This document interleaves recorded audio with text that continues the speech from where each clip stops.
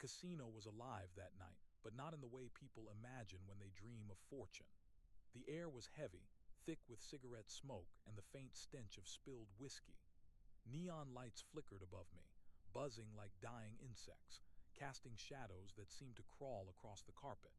Every sound was amplified: the clatter of chips, the hollow laughter of strangers, the mechanical chime of slot machines ringing endlessly like a funeral bell.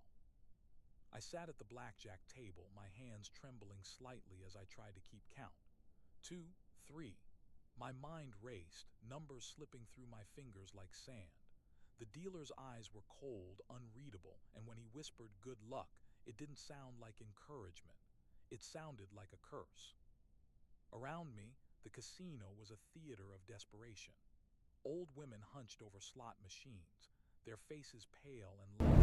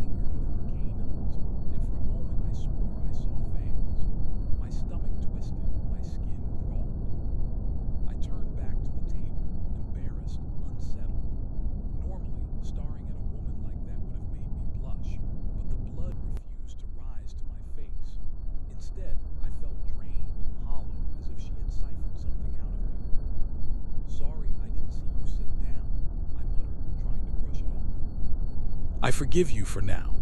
Her voice was soft, but it carried weight, like a whisper pressed directly against my skull.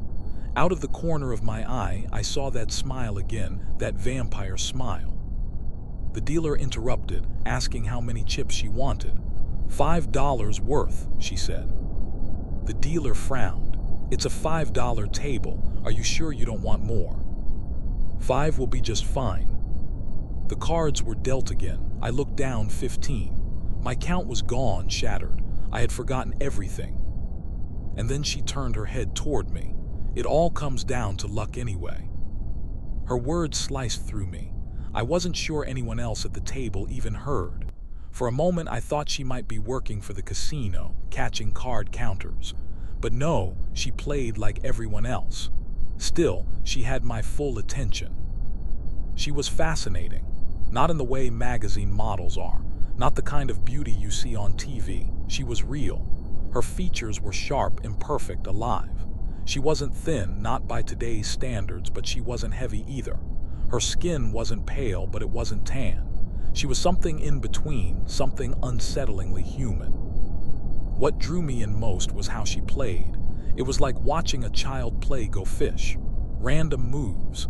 Hitting, standing, doubling down without hesitation, without thought. No strategy, no logic. And yet she won every hand. At first I dismissed it as dumb luck, but after 5 hands my frustration grew. I was following basic strategy, adjusting bets, tracking the count, and I was losing, slowly, painfully. Meanwhile, she sat beside me, smiling carefree, making absurd plays that somehow paid off. By the 10th hand, I was stunned. She had a hard 19. She picked up her chips, placed her bet, and whispered, "Double down." The dealer stared at her, incredulous. I stared too. "Are you sure?" he asked. She giggled, a soft, eerie sound. She nodded. Her expression was strange, almost drunk, but she hadn't touched a drink. No smell of alcohol, no glass in sight, just that smile. The dealer sighed, pulled the next card, and placed it beside her hand. There was only one card that could help her. And there it was, a 2. The table fell silent. The table roared with disbelief, a chorus of gasps and muttered curses. The dealer laughed, a hollow sound that echoed in the stale casino air. I didn't laugh. I didn't even care about my losing streak anymore. My eyes were fixed on her. She didn't look surprised. She didn't look happy. Her expression was one of drunken contentment, a strange serenity that unsettled me more than any loss could.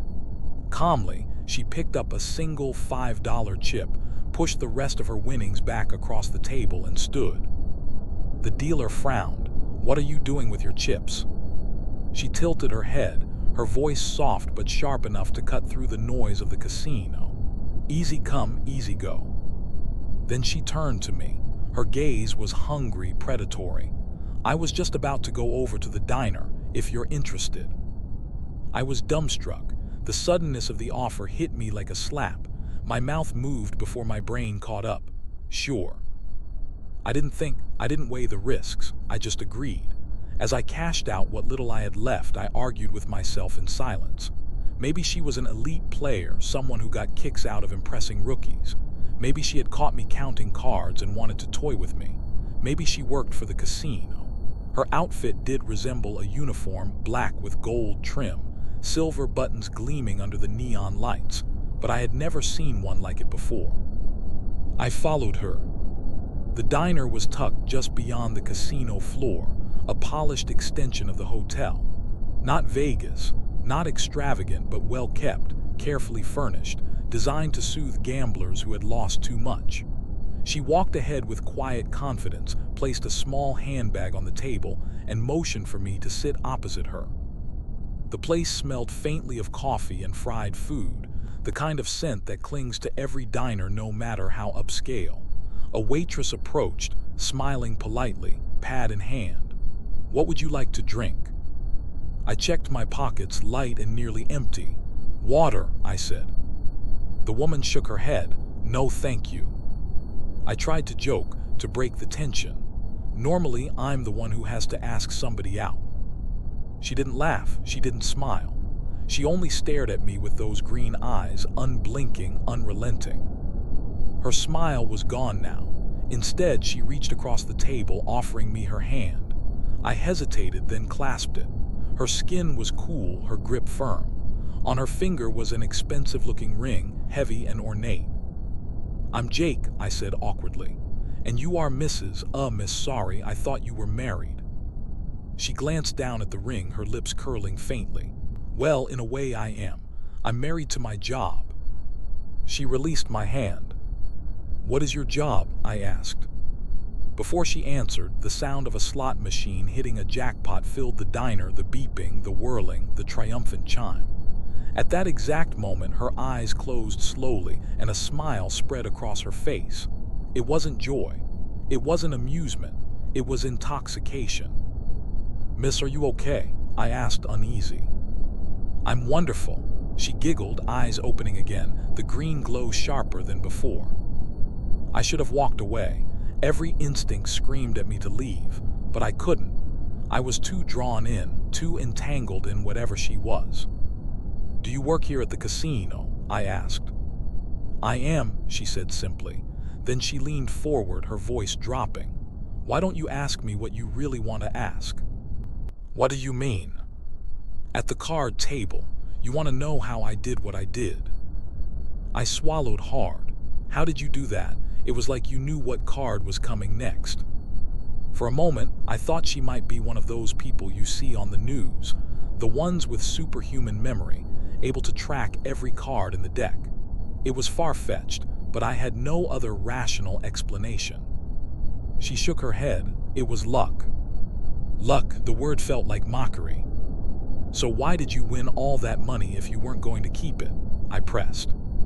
Her smile widened, slow and deliberate. "I didn't win anything. I just moved it around a bit. That's all, it was fun." "Moved it?" I echoed. She leaned back, her voice calm, almost philosophical. "Do you keep everything you've ever gotten? Every dollar you earn at your job, does it sit in a bank forever? Or do you send it elsewhere?" "Well, everyone spends their money," I said. "But I don't see what that has to do with your casino chips." "So it's not really yours then?" I frowned. "Are you talking philosophically? I guess in that sense nobody really owns anything." Her eyes gleamed. "Exactly. Ultimately you can't keep anything, and that is my job." She smiled again, that drunken vampire smile. Her head rolled slightly, her eyes closing as if she were savoring something invisible. "I'm still not getting it," I admitted. "Is something wrong?" She ignored me, lost in whatever trance held her. Then, softly, she whispered, "Somebody here just lost $2,000 at the roulette table." As she spoke, I heard it, the aggravated yelling in the distance, the unmistakable sound of a gambler's despair. She wasn't lying. My skin prickled. She had to be putting me on. She had to be. But her body trembled, waves of euphoria washing over her. Her giggling turned to laughter, loud enough that people began to stare. I shifted uncomfortably, heat rising in my chest. Her laughter died down slowly. She tilted her head back, then lowered it again, her smile never fading. Her green eyes opened, locking onto mine. And then, with deliberate slowness, her tongue slid across her lips. If this had been any other woman, I might have thought it was flirtation. But with her, it was hunger. I would have thought I was being hit on. If this had been any other woman, I might have mistaken her smile, her gaze, her sudden invitation for flirtation. But this wasn't that. This wasn't human warmth. This wasn't attraction. This woman made me feel like prey, like a deer staring into the eyes of a wolf. The instinct to run surged inside me, primal and undeniable. My body screamed at me to get away, to flee, to put as much distance between myself and her as possible.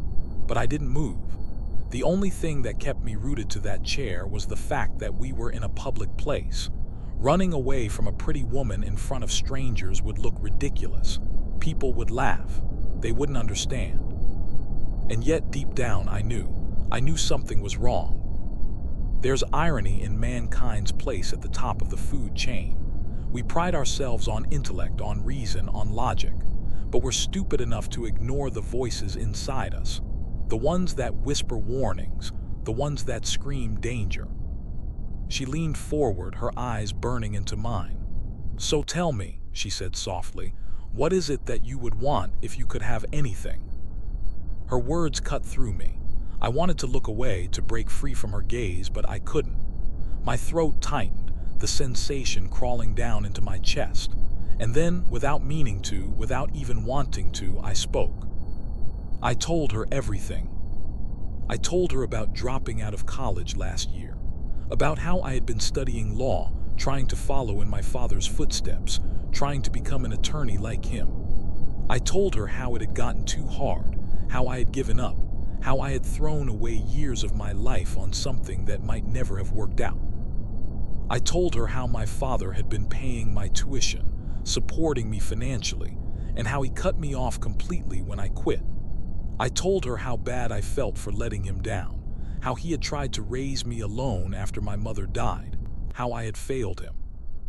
Every detail spilled out of me, personal details I wouldn't tell anyone, secrets I had buried deep. And then I admitted it. If I could have anything, I said, it would be the money to go back to school. Her lips curled into a slow smile. "So what you want is a second chance." I nodded, my voice weak. "You could say that." I realized then that I was breathing heavier than normal. My chest rose and fell too quickly. I didn't want to sit here with her anymore. I wanted out. I tried to lie, tried to tell her I had a movie date with my girlfriend, and I started to rise from the chair. But her words froze me. "You don't have a girlfriend, Mr. Reynolds." My blood ran cold. I had never told her my last name, and she was right, I didn't have a girlfriend. "How did you?" I began, but she cut me off. "I'm going to make you an offer, Mr. Reynolds. I can give you that second chance you want." Curiosity gnawed at me, even as fear clawed at my chest. "What do you mean?" "All you have to do," she whispered, reaching into her handbag, "is play your favorite card game again." She pulled out a single deck of cards. The backs shimmered with a black and gold pattern matching her uniform. They looked old, worn, but alive somehow. "The game is Blackjack," she said. "Rules are the same, except you cannot surrender hands. You play 10 hands before you cash out. It will be a game you cannot walk away from once we begin." "I don't even have money to bet with," I muttered. "That's all right," she said, smiling. "You have 10 chips to start." She pulled a handful of solid black poker chips from her handbag and slid them across the table. They gleamed faintly under the diner's lights, smooth and cold to the touch. "All you have to do is come out ahead at the end of 10 hands," she said, "and I will make sure you get your second chance." My throat tightened, "And if I do?" Her smile widened, her eyes glowing faintly. "Then you will never get another chance again, at anything." I touched the chips. They were icy, lifeless, heavy. The moment my fingers brushed them, she smiled. "It has begun." "I didn't say I wanted to play," I whispered. "You touched the chips," she said. "At the tables, they make you touch chips that aren't yours before you use them. You touch them, you play." My throat was dry. I looked around for the waitress, desperate for water, desperate for anything to break the tension. But the waitress was gone. In fact, everyone was gone. The diner was empty, silent. The music had stopped.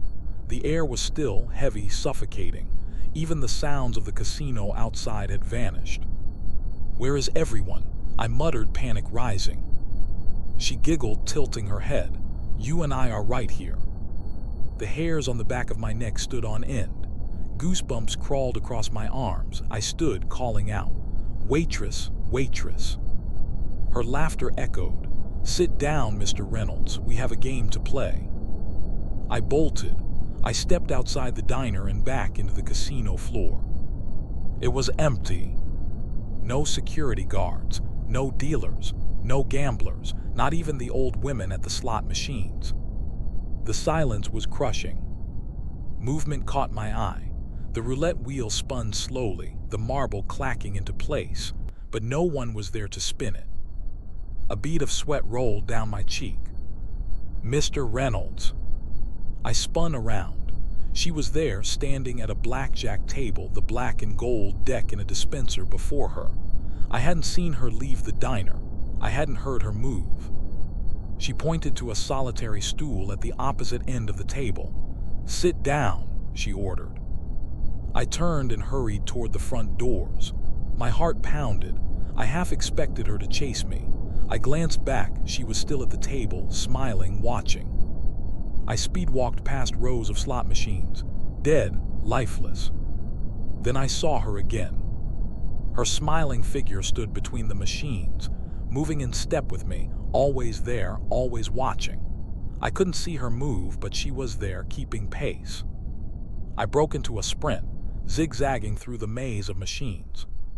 The silence shattered. The slot machines whirred to life, reels spinning madly. Coins spewed onto the floor like waterfalls, clattering, echoing. I turned a corner, desperate to lose her. My foot caught a pile of coins. I fell hard, the impact rattling my bones. I spun onto my back, gasping. Nothing was there.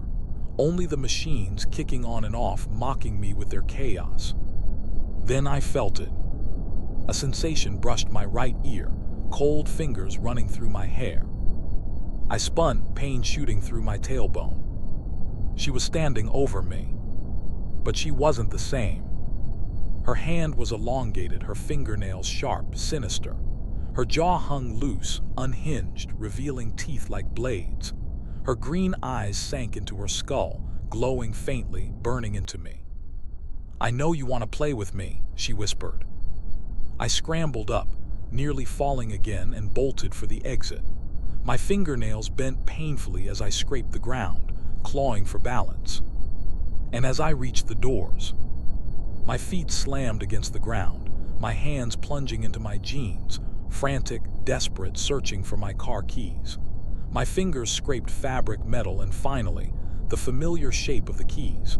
I yanked them out just as my body collided with the door release bar. The impact rattled through me, a violent jolt that made my teeth clench. For a split second, I thought I was free. The door gave way, swinging outward, and I lunged forward. But in that same instant, the keys slipped from my hand. I grabbed the door again, clutching it for dear life, my knuckles white, my chest heaving. The keys fell. I watched them tumble downward, the metallic jingling echoing like a swan song fading into silence. My lifeline, my escape, vanishing into the abyss. And then I saw it. Outside wasn't outside. There was no parking lot, no cars, no asphalt, no dirt, no sky, nothing. Only blackness, a void stretching into infinity. It was a sickening feeling, staring into that endless nothing. My stomach twisted, my skin crawled. The void wasn't empty, it was alive, swallowing sound, swallowing light, swallowing hope. "Mr. Reynolds." Her voice, sweet, melodic, poisonous. I turned my head and she was there. The same horror, the same twisted face, now half an inch from mine. Her eyes glowed faintly, her smile stretched unnaturally wide. I jumped, and then I fell. I cannot tell you how far I fell or how long. The descent was endless, a nightmare without measure. My body plummeted wildly, my throat raw from screaming. The air tore at me, but there was no wind, no resistance, only the sensation of falling deeper and deeper into nothing. At some point, exhaustion overtook terror. My screams faded into sobs, then into silence. My eyelids grew heavy. I drifted into my own thoughts, surrendering to the void. I remember thinking, maybe I'll be lucky. Maybe I'll hit the bottom in my sleep. Sometimes I wish I had. "Mr. Reynolds." Her voice again, sweet, gentle, mocking. I opened my eyes meekly, my vision blurred, my body trembling.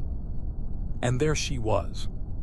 The smiling figure of the woman, seated behind a card table. Her features were normal again, as if the terror I had seen, the unhinged jaw, the elongated fingers, the glowing eyes, had never existed. She looked calm, serene, beautiful even. "It's time," she said softly. I blinked, disoriented. My body was no longer falling. I was seated, upright, my hands resting on the edge of the table. The black and gold deck sat neatly in front of her, the dispenser gleaming faintly in the dim light. The diner was gone, the casino was gone, the void was gone. Only the table remained. And her. Her smile widened, slow and deliberate, revealing each tooth one by one. The air around us was heavy, suffocating, yet silent. I couldn't hear the machines, the voices, the music. Only her. "It's time to play," she whispered. My throat tightened. My chest ached. I wanted to run, but my legs wouldn't move. I wanted to scream, but my voice was gone. The chips sat before me, black and cold, waiting. Her eyes locked onto mine, unblinking, unrelenting. "You touched the chips," she said. "Now you play." The words echoed in my skull, reverberating like a curse. I glanced down at my hands. They trembled uncontrollably, the veins bulging, the skin pale. My fingers brushed the edge of a chip, and the cold seeped into me, crawling up my arm, sinking into my chest. Her smile deepened. "It's time," she repeated. And I knew, with a certainty that chilled me to the bone, that there was no escape. When you wake from a nightmare, there is always that brief moment of lingering fear. You open your eyes, you look around your bedroom. Everything is where it should be. Blankets, sheets, pillows, they comfort you. The terrible memory fades until only fragments remain. One or two images, one or two sounds, and then you move on, you get up. You go about your day, or you drift back into sleep, into safer places. For me, this was not one of those times. A moment ago, I was falling into an infinite void, utter nothingness, praying for an end, praying that death itself might free me from whatever I had stumbled into. Now I was seated at a table. My hands gripped the edge, pressing into the cushioning. They shook violently.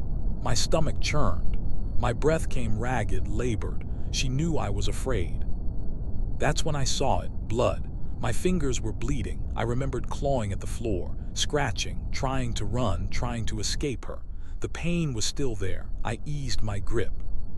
"I see I have your attention now, Mr. Reynolds. Place your bet." Her voice was soft, but it carried weight. She lifted the black deck with flawless grace. Her hands moved like water. Every shuffle flowed naturally. Every card slid into place as if it already knew where it belonged. The sound was barely a whisper that filled the empty hall. The black poker chips sat before me. I placed my hand over the stack, and then warmth. A sensation radiated from them. It traveled up my arm, it washed over me. My trembling slowed, the sickness in my stomach dulled. What's going on?" I whispered. She tilted her head, her green eyes narrowed. "As if you don't know, we are playing blackjack. What does it look like? Didn't I already explain?" I stared blankly. The memory of her other form was still fresh. The teeth, the claws, the cracked skin, the eyes glowing faintly, sinking deep into her skull. She could kill me if she wanted, so why didn't she? What was she waiting for? "As I said," she continued, "this will be a standard game of blackjack with a few modifications. You cannot surrender a hand. You cannot walk away. We play 10 hands, or until you run out of chips. All you need is to come out ahead at the end." My throat tightened. "And if I lose?" Her smile faded. She sighed. "Mr. Reynolds, you will find I don't have much patience." Her skin began to gray. Her eyes retreated into her skull. The glow returned. "I will make you a deal," she said. "For every hand you play, I will answer one question, if that makes you feel better." I thought about running again, but where would I go?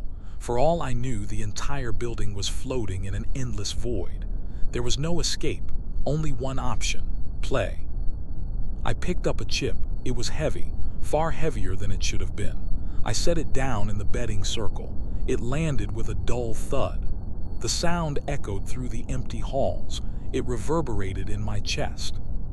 "Cut it," she ordered coldly, sliding the freshly shuffled deck toward me. I hesitated. I didn't want to touch it. I feared what might happen if I did. She noticed. "Do you really want to leave it to chance, or do you want to have a say in what happens to you?" It was a challenge, a trap, but I reached out anyway. My hand trembled as I touched the deck, smooth, cold, but unlike the chips, the cards carried something else. A strange mixture of feelings. For a moment, comfort, a flicker of hope. Maybe I could escape. Maybe I could see my apartment again. But as soon as I cut the deck, the despair returned. Stronger, heavier, reinforced. I cut the deck, close to the bottom, placed it back on the table. Her smile returned. Her skin regained its color. Her eyes protruded back to their original place. Gracefully, she dealt the cards, 2 in front of me, face up, 2 in front of herself, 1 face up, 1 face down. My cards, a jack and a 6. But these cards were not ordinary. The symbols had a grainy texture. The colors were vibrant, almost alive. The 6 bore Roman numerals instead of the usual number. The jack was medieval in style, his face stoic, cold, disinterested. One hand rested on the hilt of a knife. The art was old, but the cards looked new, perfect condition. Her card revealed a 3. For a moment I felt relief. Only one deck, easy to track, easy to count. Strategy returned to me like a distant memory. I stood, 16, I hoped she would bust. She flipped her face-down card, a 7, she drew again, a 5. Her drunken smile returned, the same look she had when I first saw her. Content, detached, she drew again, another 3. Her hand, 18, mine 16. She picked up one of the black chips, held it between her fingers, and I watched as it dissolved, particle by particle, into nothing. My eyes widened, my chest burned, pain shot through me. I coughed violently, fell from my stool. One hand clung to the table, the other pressed against my chest. The fit subsided. I rose slowly. One final cough expelled crimson. Blood splattered across the cards. I stared at it. The red seeped into the paper and then vanished. The cards remained pristine, untouched. "What happens if you lose, Mr. Reynolds?" Her voice was sweet, her smile mocking. "You die." She giggled. I trembled. Anger flickered inside me, but terror smothered it. My gaze turned to the remaining 9 chips. My life was tied to them now. If I wanted to escape, I had to win. I looked back at my hand and froze. The jack had changed, no longer stoic. Now he held the knife to his mouth. His tongue licked a spot of red from the blade. His eyes closed. "What are you?" I whispered, choking on blood. "One hand. One question, Mr. Reynolds," she said sweetly, tapping the betting circle. "We have at least 9 more hands to go." She cleared the table, collected the cards, placed them neatly to her right. I steadied my breath, picked up another chip. It was heavier, or maybe I was weaker. She saw me hesitate. Her eyes gleamed. "Thinking of changing the question you want to ask?" I said nothing. I placed the chip down defiantly. The thud echoed through the hall. She laughed softly. "Whatever helps you cope, Mr. Reynolds." The cards were dealt again, her movements graceful, her face drunk with contentment. My hand, a 5 and a 6, her card, a 7. Not many 10s or aces had been played. The odds were in my favor. "Double down," I said, sliding another chip forward.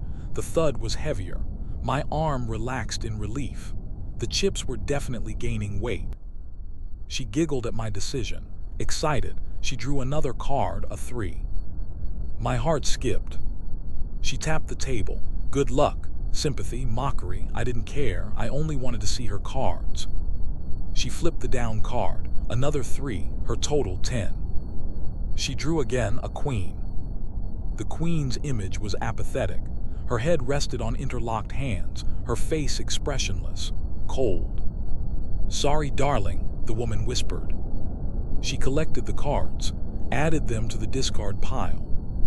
Then she leaned forward, her upper body parallel to the table. She blew gently across the chips. They disintegrated. Black particles rose, rushed past my face. I inhaled them, choked. My throat constricted, no air. My face burned red, pain exploded in my skull. A vessel popped. I collapsed, the floor spun. And then suddenly my throat cleared. Air rushed in, I gasped. Life returned. I tried to stand. My legs buckled, nearly giving way. My head scraped against the edge of the table, pain flashing white across my vision. Something drifted downward. I pulled back, horrified. It was a tuft of hair, my hair. "What am I, Mr. Reynolds?" she asked flatly. I lifted my head, staring at her. Her expression was calm, almost detached. "I am not entirely sure myself," she continued. "I just exist. I have for quite some time. I have a job to perform in this universe. That job is to ensure the wheels of the machine you call life keep turning. I am the driving force behind what you might call chance or luck." Her words sank into me like poison. I gave her a weak, puzzled look. There was no way I had heard her correctly. "Are you telling me you're God?" She laughed, not softly, not politely. She laughed hysterically, her voice echoing through the hall. "Oh my, no, I didn't create anything. I don't have a divine plan. I simply exist to move things around, to keep things happening, to keep life moving forward. I don't even fully understand it myself." Her smile widened. "I am the money you find on the street, the medication mislabeled because 2 bottles looked the same, the iceberg that sank the Titanic, and I was the locked engine in your mother's car the day she died." Silence, her words hung in the air like a blade. "You killed her," I whispered, my voice breaking. "I did not exactly kill her," she replied. "It is more accurate to say I facilitated her death. Chance, luck, fortune. These things come into play every day. They strike everyone, constantly shifting, constantly changing.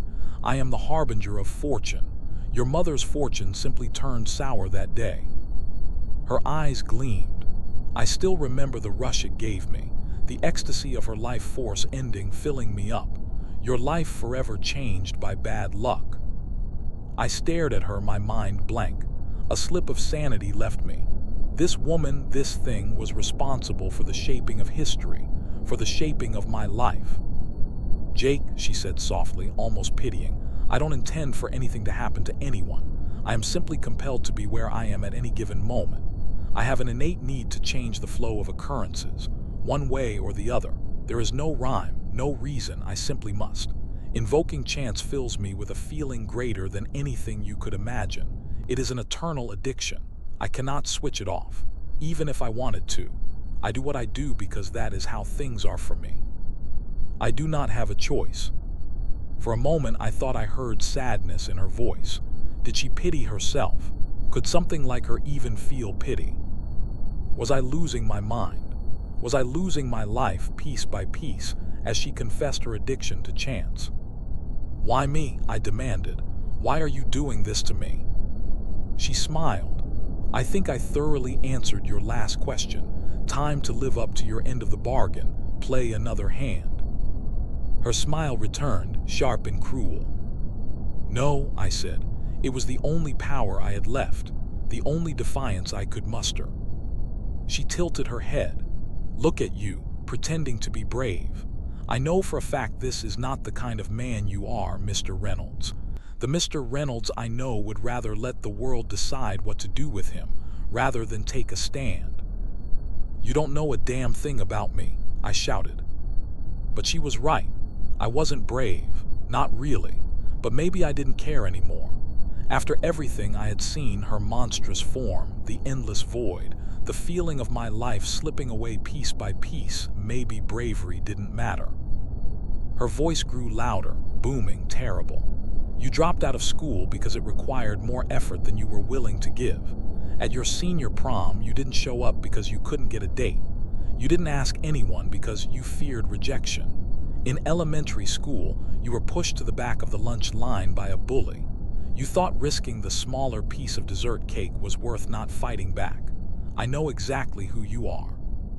Her words shook the building. Support beams cracked, the lights dimmed. I looked up. At the top of the marble ceiling, a black spot appeared, small at first, then growing. Bits of the structure flew upward into the hole. Piece by piece, the spot expanded. Her laughter broke my gaze. "I can't make you finish what we've started," she said, "but I can give you incentive." She smiled, almost politely. I picked up another chip. This time, I needed both hands. The blood pounded in my ears so hard I didn't hear the thud as it hit the table. The cards were dealt once more. A 3 of 5. Her down card, an 8. I stared at the 3, hard. I wasn't in the best state of mind, but I could swear I had already seen 4 3s played. I looked up at her. She nodded, confirming what I feared. By now, I should have expected nothing.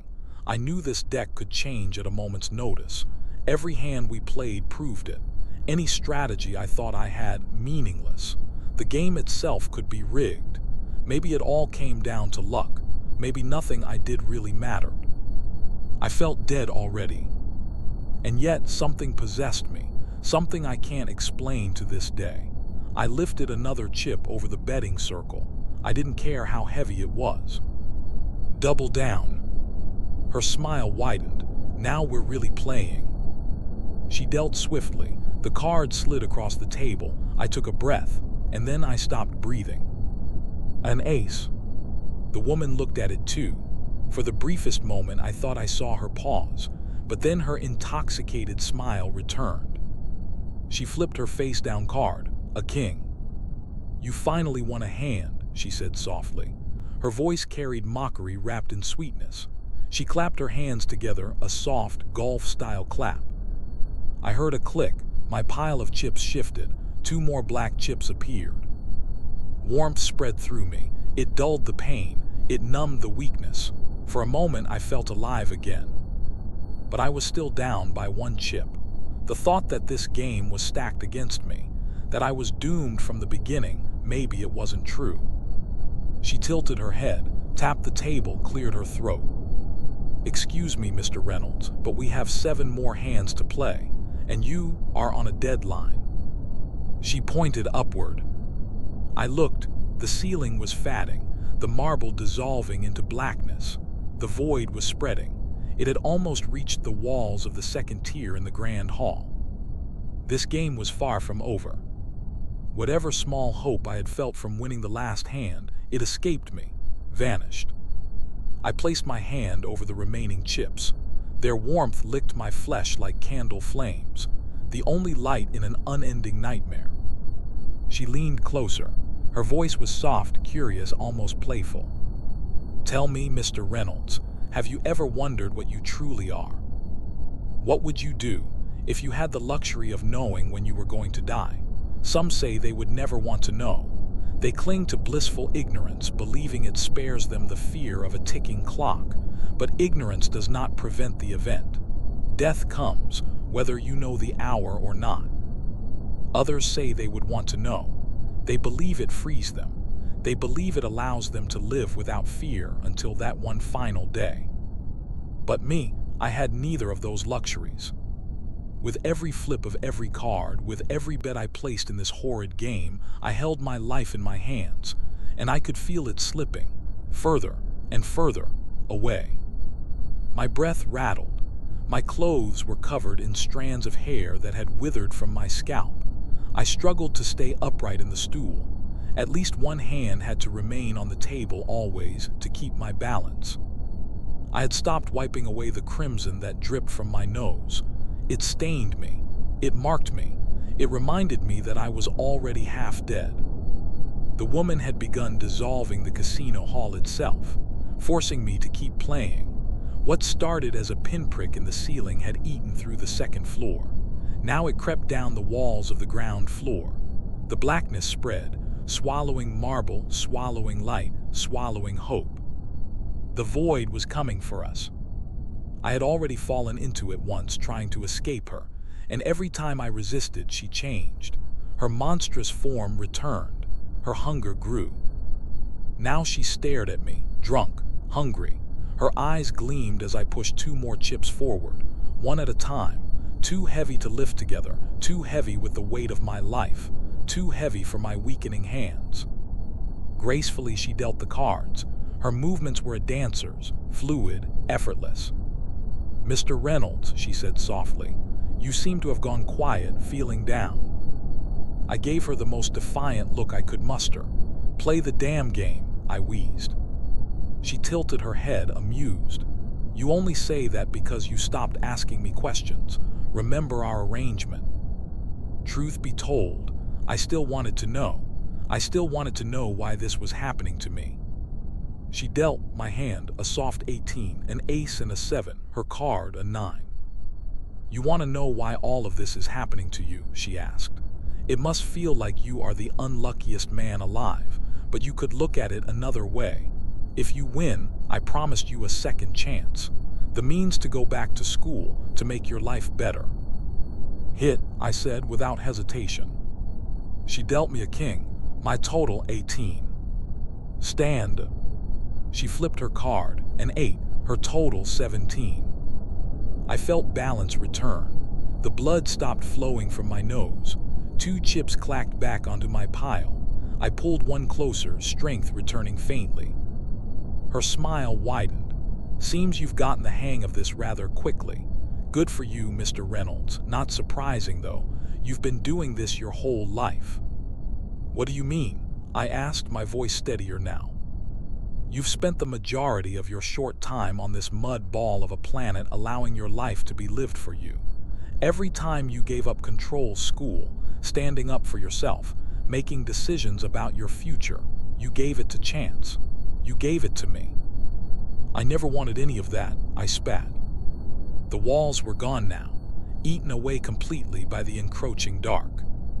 "Deal the hand." Her smile sharpened. "My, aren't we touchy now? You may not have wanted things to turn out this way, Mr. Reynolds, but they did." She dispensed the cards. They floated across the table as if carried by an unseen breeze. A 6, a 7. Her card a 10. "I know why you gave up the direction of your life to fortune," she whispered.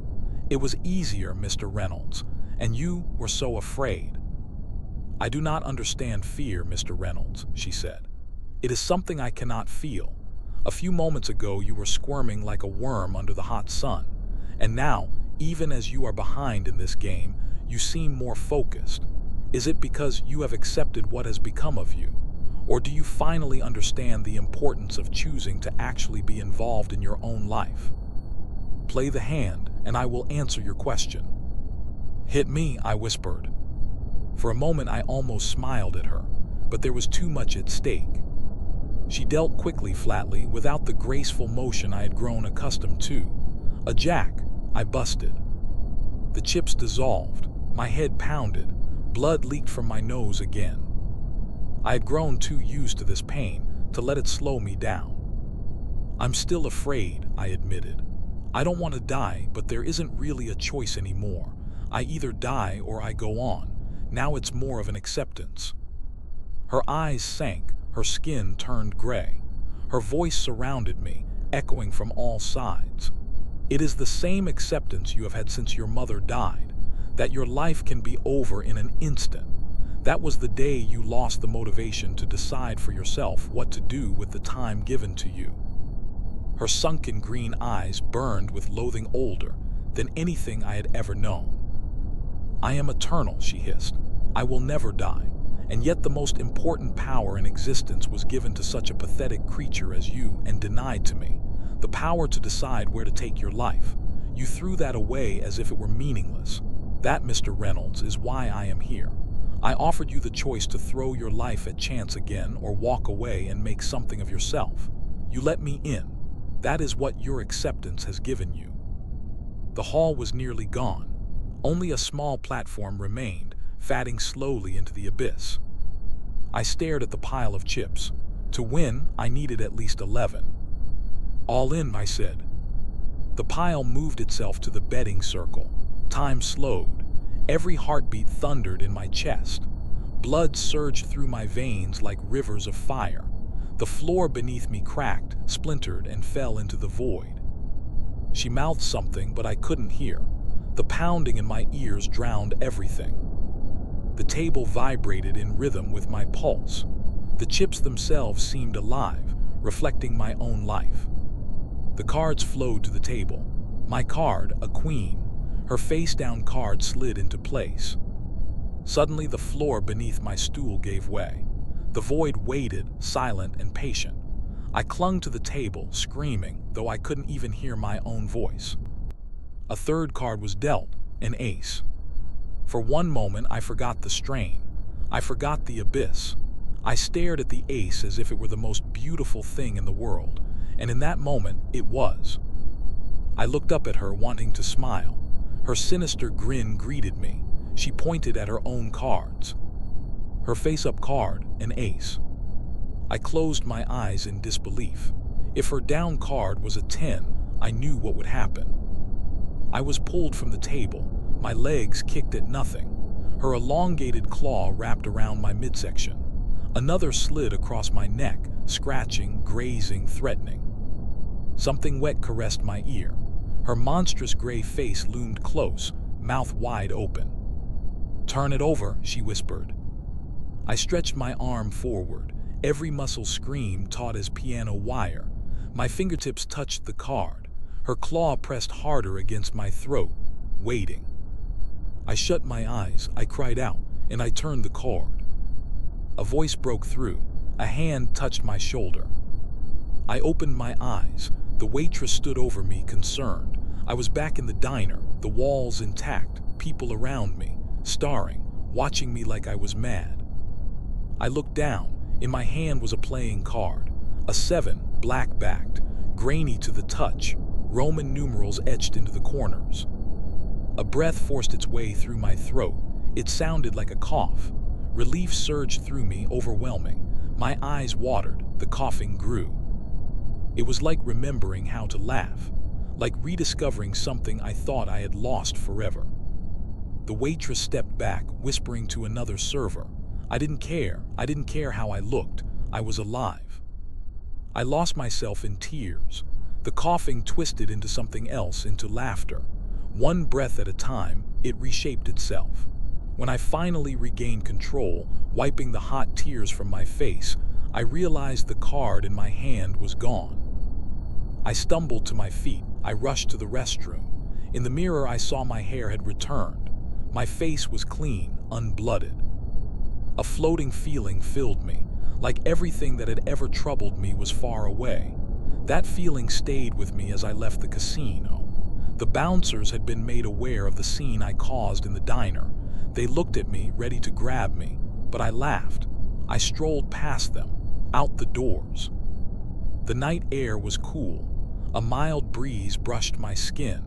The stars above were brilliant, wonderful. Everything was beautiful to me, even the trash in the gutter of the parking lot. That free feeling faltered when I reached my car. My keys were gone.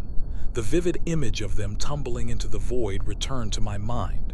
Once, losing my keys would have upset me, but now, it didn't matter. I called my roommate. He brought me the spare set. He was angry, confused, but I didn't care. I sat by my car, staring at the sky, still enjoying the air.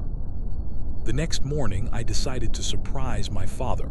I wanted to tell him I was sorry, that I planned to put myself through college, that I wanted to get it right this time. It was his day off. His truck was in the driveway. That floating feeling stayed with me as I rang the doorbell. It stayed with me as I waited, but he didn't answer. I called his phone, no answer.